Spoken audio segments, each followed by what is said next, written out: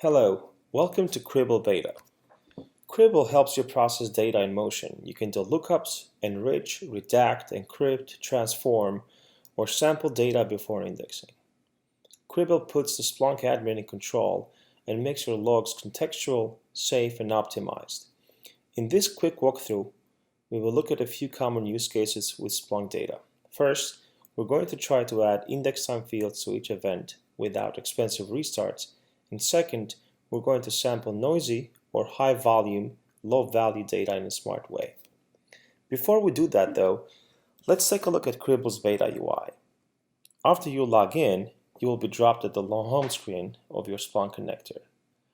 At the top, you'll see general system level data such as hostname and operating system information, as well as basic system stats such as the number of CPUs, load average, and free memory. On the bottom left, you'll find more detailed stats about data flows, both in and out stats for events and bytes, as well as further breakdowns by source, host, source type, and index. On the right, you'll find the section where you configure routes, pipelines, and functions to process the data. In Cribl, as data comes in, routes find the correct processing pipeline for each event, and a pipeline is a sequence of functions that are executed in order. A function is the most basic building blocks for processing events. In this version of Cribl, and specifically in this setup, parsed data comes from a Splunk installation, and after it goes through all the functions in Cribl, it is sent back to Splunk straight to the indexing processor. In our example here, we have 4 routes and 4 pipelines. The demo pipeline is a sequence of 11 functions that transform incoming events in various ways. For example, redacting validated credit card numbers, converting logs to metrics, sampling noisy data, or encrypting social security numbers. Each function in the pipeline can be turned on and off with a single toggle. Let's scroll down, for example, and turn off the encrypt function. This is a custom function that performs field-level encryption of social security number values that come into Splunk as clear text.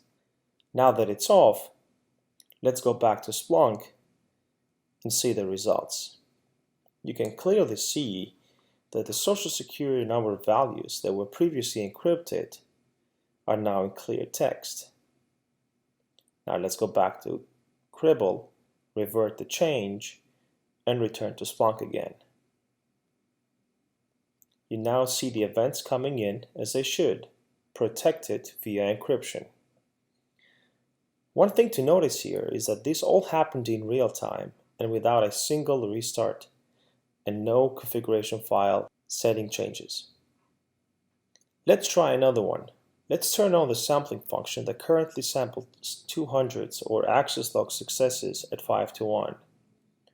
Sampling is a great strategy for reducing operational noise.